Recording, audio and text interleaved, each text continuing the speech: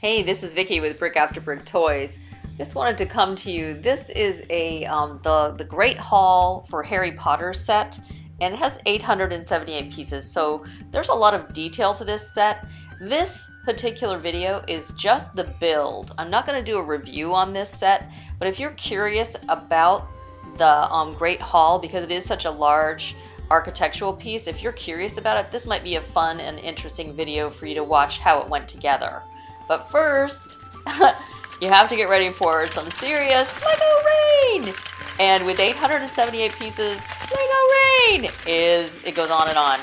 So I'm not gonna, keep saying LEGO rain, but it is a huge amount of LEGO rain. I've never seen quite this much, except maybe in the Indoraptor set, which was about 1,000 pieces.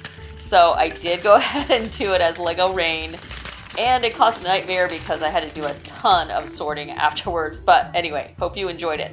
So I didn't want to put every single piece together. I wanted to start out with the basic structure so that you could see the Great Hall inside with greater detail. It's harder to see as the whole thing is built because everything has shadows and things like that. But this at least gives you a good sense for it. This particular architectural feature I really like, and I'm glad that they came up with these window cross-hatching pieces because it looks very medieval. And of course, as a castle, it would look medieval, but you can see they made basically a bow window out of this. So it's like a bump-out window, which is a nice architectural feature in this build. And they just took the same pieces and sort of modularly put them together and went along the front of the building, so you have a huge amount of light and interest, architectural interest in the castle itself, in the Great Hall. And of course, here are the columns and the arches. Normally, in a real building, the arches would be more supportive of the roof structure, and so they would actually connect. But LEGO doesn't necessarily need to do that, so they just put the look of the arches in there for you. Between the columns, they put these connecting archways. And then, of course, this is like part of the roof structure, a little bit of the roof structure here. I just thought it would be really interesting if you're into architecture. This might be fun for you to watch and see all the different pieces, especially the decorative pieces like this. And this also is a new piece, this sort of this particular shape. It almost looks like the top of a pyramid. That is a really cool architectural feature on the building as well. And then of course in the front, this is how they're going to connect the front roof pieces, because they have that connector there that you can just drop in. And the doors, I actually thought the doors could have been more interesting, but the doors are humongous. They're really very impressive doors. And here's that roof piece that I was telling you about. It has it just drops in. It just clicks right in. And I think that makes it much easier. And there is the clock, of course, on the front of the building. Nice detail, nice. More architectural features here. Just it really, because of all the details in this building, it reminds me of doing something like the Assembly Square or one of the modular buildings, because there are a lot of details in this that give it a real sense for being a castle.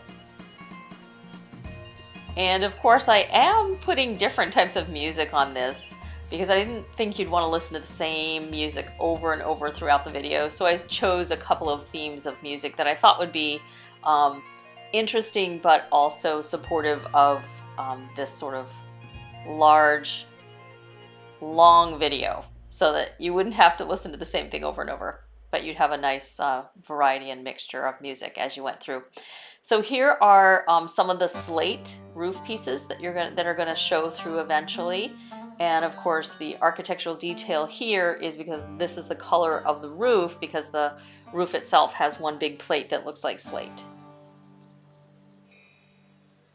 And here is the interior of the fireplace, sort of the hood of the fireplace going in, so that there's a chimney.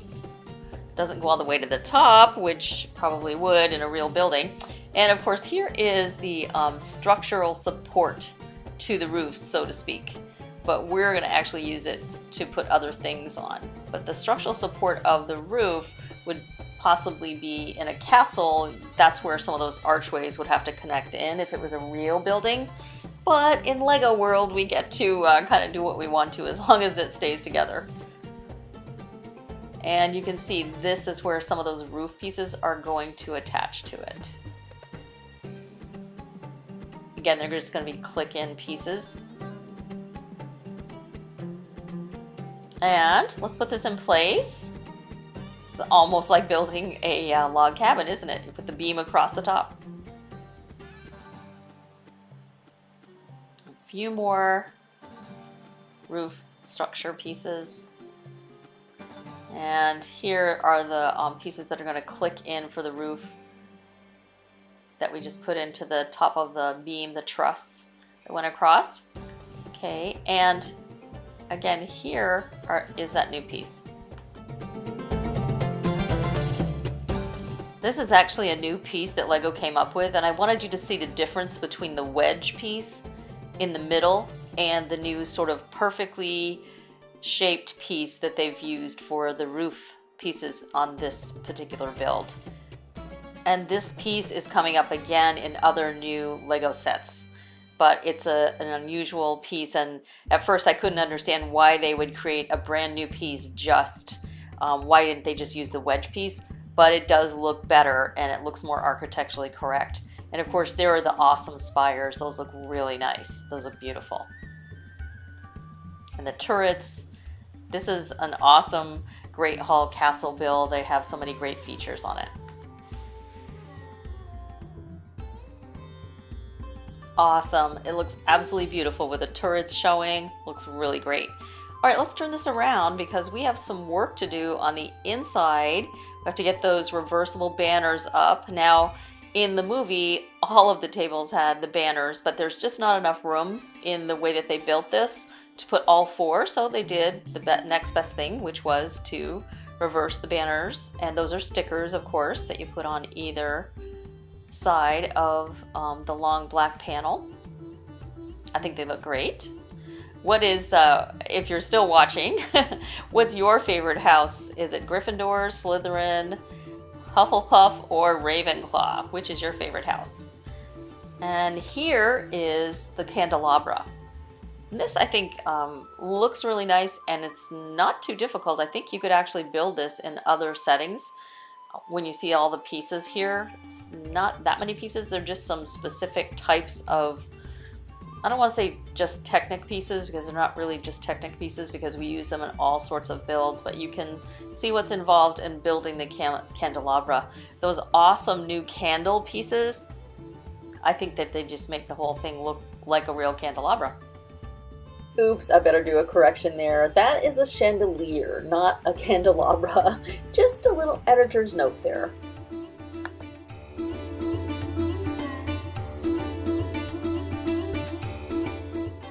Of course, you would have to have a way to attach it somehow up to the roof of the building that you're working with in order to make it look right. And of course, these clipper pieces are going to hold the candles in. And you need 4 of those for this particular build. I think it would be more interesting if you had maybe 8 of them, but this again is not a huge Great Hall.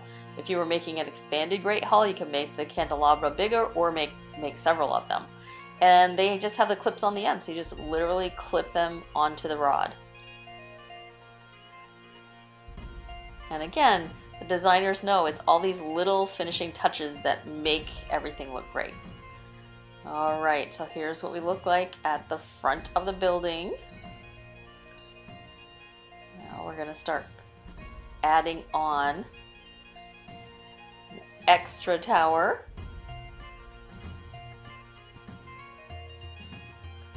You have seen this type of staircase before. This is not new in Lego. You've seen it many times. Sort of the stackable turning staircase, which is a nice feature to have because it does allow for being able to move the staircase and then have a little bit more room if you need it. And then just some plates on the top here are going to secure the whole thing. But it is kind of cool because if you move the staircase, then there's like a secret area underneath the staircase that you can, you know, store or hide stuff.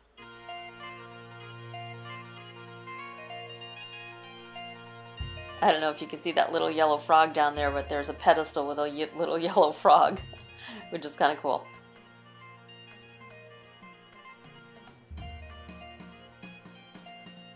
Another window that looks like it could be from the Middle Ages.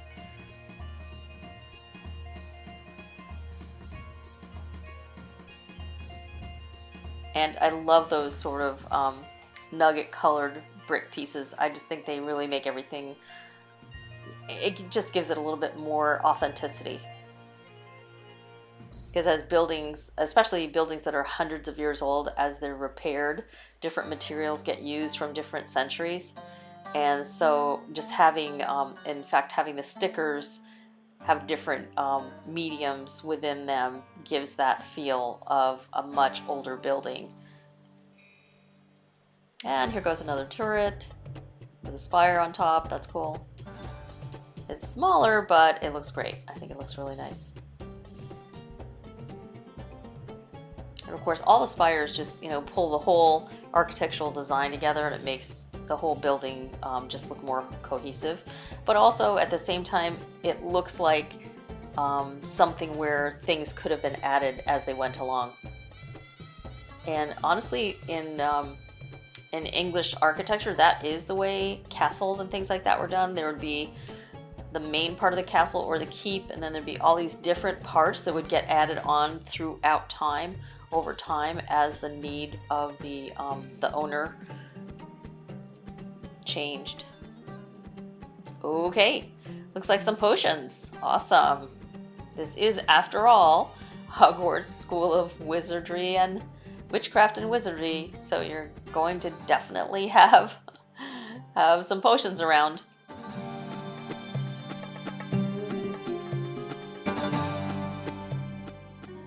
And add another floor, and of course, some more decorative columns. Oh boy, there's a cauldron. Awesome for making potions. Totally cool.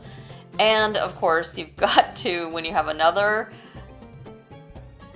section of the tower, you need to add some tiles so that you can have a floor up there.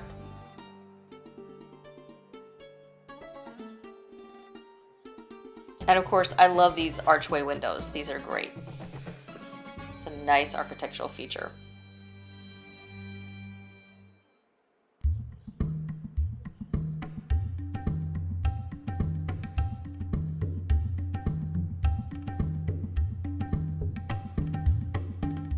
And you need a place to put all these gems. Lots and lots and lots of gems.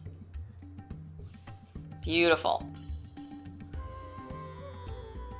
If you're still with us, what kind of gems would you think there would be? There are just about every color in the rainbow there.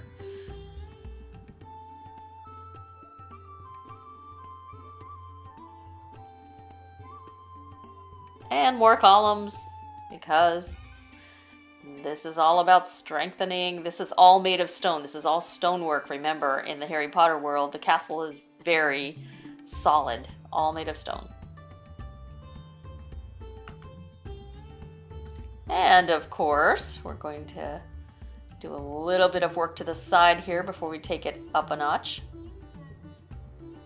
So if I'm not mistaken, we have 1, 2, 3 floors now, and I'm going to be putting in the top roof level, which is a little bit more complicated. This smaller tower has a more complicated roofing system, actually, than the big one, which is unusual. But because it's such a small area to put the sort of rounded turret look into, that it was a little bit more complex as far as the way that they had to do the smaller tower roofs. So this is kind of interesting to see all the unique pieces that they had to use to basically put those tiles in place to give the appearance of a curved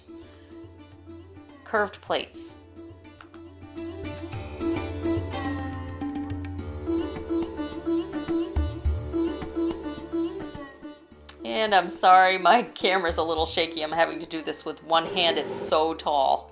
So high up there that it literally, to get the camera work in.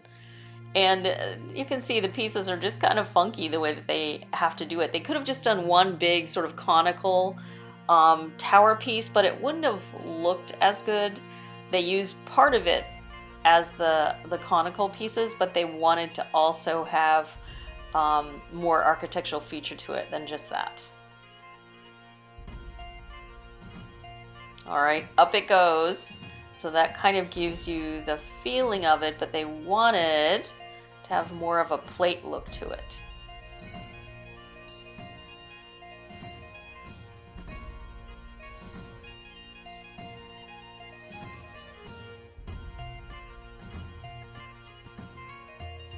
I hope you're enjoying this piece by piece build. It's not for everyone, but it was interesting, and you very rarely get a huge set like this, especially one that is a part of a castle. I anticipate that there will be more that will be added onto this set because, of course, you know that you can put the Whomping Willow alongside this set, and it adds right to it. So I anticipate they're going to be doing more of that in the future.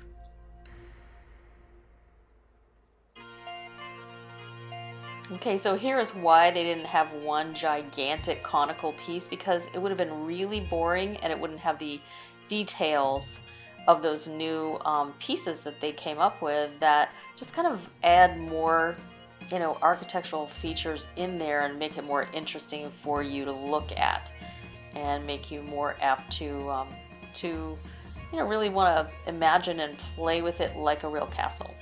All right, let's put these up on the top and you'll see what this looks like. So I don't know if you think so, but I think it makes it worth it because it really reflects and mirrors the roof of the Great Hall itself. It does give it a more substantial look to it. So this is a huge set, as you can see, and we're not done yet. We're still working on parts of it, so hang in there and we'll keep going with the build, because I left the smaller parts of the build for towards the end because I thought the architecture was so amazing. I didn't want you to get lost in all the little parts of the set. But this was a cool rowboat because it has a nice lantern. I like that bulb, that new bulb that they're using for the lantern. That's very cool. And of course we have to finish off the front dock area, the place where they're dropping people off at the front of the castle, so it looks a little more official. Hey, we're about 2/3 of the way through, so hang in there, don't give up, and we'll continue with the minifigures. They're coming up soon.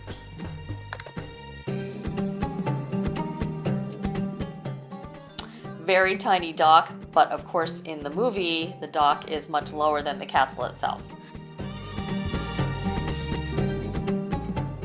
And there's that boat that everybody's gonna hop onto. Hagrid's bringing them to the school. I like the lantern that they put on that little boat. And here is a nice view of the front of the castle. Hey, I have heard rumors that this is just the first of the large sets to come. And of course the Whomping Willow, we're gonna show that in a minute. That adds into this, and I'm sure they're gonna come up with other parts of the Hogwarts school that we can add on to this huge Great Hall set. So here we go with, there's the boat. I like the little lantern, very cute. And Hagrid, of course. But here are the minifigures. Oh my gosh, take a look at that. Awesome sorting hat. And of course, all the professors. There's Professor Dumbledore and Hagrid with his pink umbrella that doubles as a magic wand. And of course, Professor McGonagall. I totally love her. She's awesome. And oh my goodness, who do you think that is? Professor Quirrell. Oh, but do they have something on the back? Of course they do, especially Professor Quirrell. Oh my gosh, spoiler alert. Oh, remember Voldemort is sharing his body. That's horrible. And of course, nearly headless Nick is here too. Hey, his real name is Sir Nicholas de Mimsy Porpington. And of course he's a favorite because he was part of the Gryffindor house. And of course, ooh, check out that beard. That looks really great for Albus Dumbledore. And I do like his hair. So I think it's cool that they have several different Dumbledore minifigures for this series. But of course, one of the most beloved characters of all is the Sorting Hat. This looks amazing. Look at that face, it's perfect. So of course, you know, the Sorting Hat was originally bewitched by Godric Gryffindor, Salazar Slytherin, Rowena Ravenclaw, and Helga Hufflepuff so that it would sort out the students into their various houses. And of course, it is such a favorite part of coming to Hogwarts. But here are the students. I love it. Don't you love these? Oh, these are the first year students. I love it. The short legs and their iconic, adorable faces and hair. They look great. They even have faces on the back that look terrified. Do you think it's from the classwork? Or maybe it's from the Enchanted Forest. Who knows? But these look amazing. And of course, there's Hedwig the Owl and Ron's rat, named Scabbers. What a name. We know who he really is, Peter Pettigrew. Can't fool us. And of course, they have their school sweaters and their awesome wands. But hey, here is the part where we're actually gonna build Dumbledore's amazing phoenix that lives in his office. Do you remember what his name is? Yes, it's Fawkes. And of course, these are so many tiny little pieces. I just think this is a great little build because it's actually brick built. And we're gonna show you where he gets placed in the castle in a couple more minutes. So hang in there, it's almost finished. And of course, Fawkes has some amazing magical powers, which pretty much saved the day for Harry Potter a few different times. So we love this magical phoenix.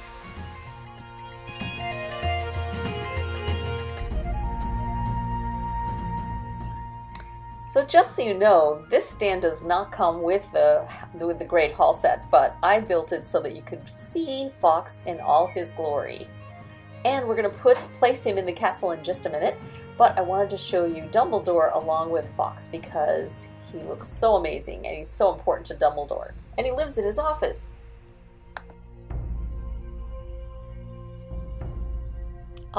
Finally, we're all finished and now we can place everybody in the Great Hall. Doesn't this look amazing? You can see the minifigures fit very well, but they have to stand. They, of course, are first year, so they can't sit, but that's okay. It gives you the general impression. And look at all those treats. Awesomeness. Yum, yum, yum. And of course, there are the teachers at the head table. Very cool. And look at that amazing chandelier. It looks awesome up there. And of course, the banners makes this look so festive and fun. And we can flip it over. Oops, there's the Ravenclaw one, and we'll just see what's on the other side of Gryffindor. Of course, it's the Hufflepuff. Awesome. Now, let's take a look up in the tower. So you can see up there, there's the Golden Frog, and of course the potions room. That's like the potions, I would say, it's not Snape's office, so it must be an experiment room for the students. And then, of course, there is where Hedwig is. Hedwig and the Owlry. Awesome. And of course, gems and treasures. And up, up, up we go. Ah! There is the Mirror of Erised. Do you remember what the Mirror of Erised is for? Oh my goodness. The Mirror of Erised is interesting because it is not always helpful, but it shows you what you want to see, not what really exists. But I like, they give you 4 choices, and behind there is, of course, where they stage Fawkes. So I'm not sure if that's Dumbledore's office upstairs, but it's kind of the room of requirement, but it's so tiny it really can't be. All right, let's move these stairs, and let's add in the Whomping Willow set. So you can see how beautifully they fit together. And there's Professor Snape and his potions lab. Awesome. And of course, upstairs there is supposed to be Gryffindor Tower. It's a little small. And we do have the custom minifigures that are all stacked onto this set, so you can kind of have a sense for what they all look like and how much fun you're going to have with the custom minifigs alongside the Great Hall set. So it's awesome to have all of them there. There are, of course, 22, but there are only 18 that really go with the Great Hall. And so you have to collect those separately, but I'm sure that you're doing that. And so look at all these great minifigures. This is just an awesome set. And last but not least, we're going to show you the Basilisk build. And here is actually the build for the Basilisk. So I did a breakout video for the Basilisk, so I'll put a card up there if you want to see a separate video on the Basilisk. And of course the Basilisk is super important to this particular castle build, because in the basement, that is where the Basilisk was, down in the creepy deepy basement of Hogwarts. And so of course in book 2, Chamber of Secrets, you have to have a Basilisk involved, otherwise it almost seems like the castle set or the Great Hall set would not be complete, since you're probably going to play with it like you would in the Chamber of Secrets. It would not be complete without a Basilisk. And in order to make it more movable, they built it out of brick instead of making one gigantic sort of huge basilisk snake. Which I think, I actually, yeah, I mean, some people like the old, I guess there is an older version of the Basilisk that was more formed, and that's fine too, you know, but I think probably this time, to keep the cost down, because they are trying to keep the cost of this set to a certain price point so that people will be more apt to buy it. I think they created it out of Lego, and I kind of like it because you can move it around. Once you get the tail on there and the head on there, you can move this Basilisk around, so I think it's definitely got some value being brick built.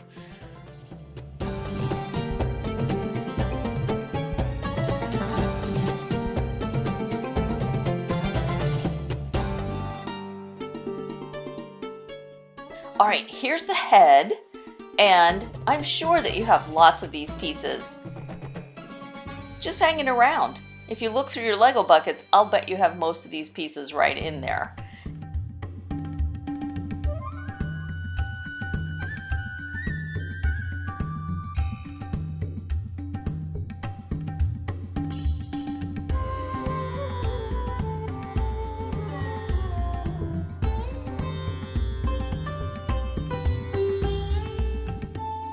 And here are the eyes of the Basilisk. I think this is not very convincing because once you put the head on, you can't really see the eyes.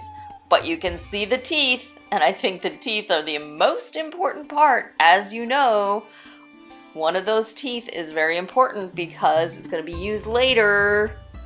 Alright, I don't want to give all of the movie away and all of the book away, but I think this is definitely a fun play feature for you to have. So leave us a comment below. How would you use this snake or basilisk when you're playing? I mean, would you actually build this? Do you think it would be fun to have? Wow, if you made it all the way to the end of this video, it's like 29 minutes long. That means you are a major Harry Potter fan. And thank you so much for watching Brick After Brick Toys.